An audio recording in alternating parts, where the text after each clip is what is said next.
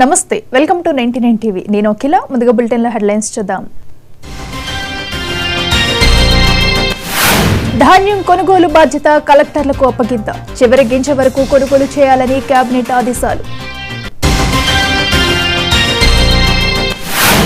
ఏపీలో election హింసపై SIT నివేదిక 150 పేజీల ప్రతిని డీసీపీకి అందజేత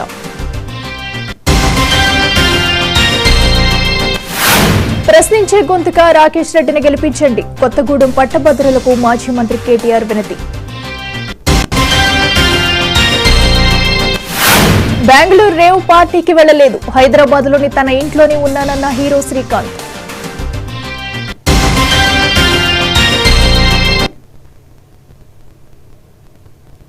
సీఎం రేవంత్ రెడ్డి అధ్యక్షతన జరిగిన తెలంగాణ కేబినెట్ భేటీ ముగిసింది. సచివాలయంలో మంత్రిమండలి సమావేశం దాదాపు 4 గంటల పాటు సాగింది.